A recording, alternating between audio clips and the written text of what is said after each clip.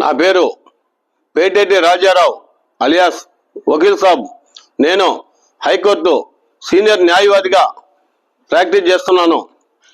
ఈరోజు నేను ప్రపంచంలో సంచలనం సృష్టించిన ఐబొమ్మ రవి కేసును సీనియర్ హైకోర్టు న్యాయవాదిగా నేను కేసును ఛాలెంజ్గా తీసుకొని వాదించడం జరిగింది.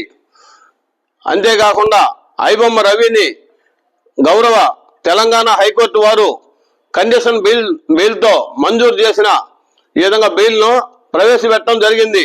ఈరోజు హైకోర్టు తెలంగాణ న్యాయమూర్తి వారికి నా కృతజ్ఞతలు తెలియజేస్తున్నాను. ఐబొమ్మ రవి సంబంధించిన బెయిల్ కండిషన్తో కూడిన బెయిల్ను ఎన్నెన్నో ఈ విధంగా శక్తులు అడ్డుపడి అదేవిధంగా సినీ పరిశ్రమ వారు అడ్డుకోవడం జరిగింది.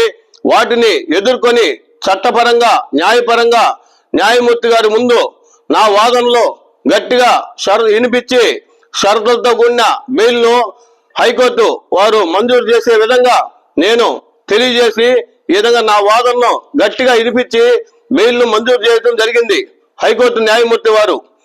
అంతేకాకుండా ఏపీ మరియు తెలంగాణ రాష్ట్ర ప్రజలకు హైకోర్టు సీనియర్ న్యాయవాదిగా అభినందనలు తెలియజేస్తున్నాను. గత 3 నెలల నుండి ఐబొమ్మ రవి అలియాస్ ఇమిడి రవిని చట్టపరంగా గౌరవ పోలీసు వారు జ్యుడిషియల్ రిమాండ్ కస్టడీకి జైలుకు పంపించడం జరిగింది. ఈ విషయం ఏపీ మరియు తెలంగాణ ప్రజలకు తెలిసిన విషయమే.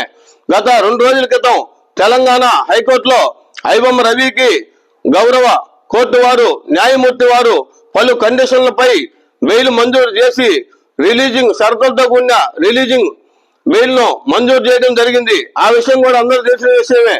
ఈ రోజు ఐబొమ్మ రవికి సంబంధించిన పాస్పోర్ట్ను కూడా ఈ విధంగా గౌరవ కోర్టు వారు సీజ్ చేయడం జరిగింది.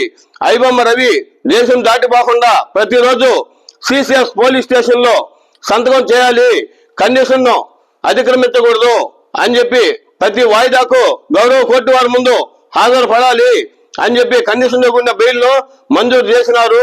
నేను ఒకటే తెలియజేస్తున్నా, ఇలాంటి కేసుల్ని నేను ఛాలెంజ్ గా తీసుకొని మరి ఎన్నెన్నో కేసులకి న్యాయం చేసే విధంగా నేను పోరాటం చేస్తాను.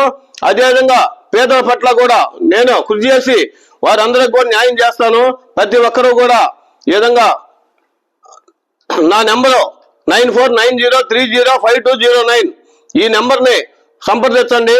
మీకు ఎన్ని సమస్యలు ఉన్నా కూడా నేను ఖచ్చితంగా న్యాయమూర్తి వారికి మీ బాధలను వినిపించి అందరికీ న్యాయం చేసే విధంగా నేను కృషి చేస్తానని తెలియజేస్తున్నా. నమస్కారం.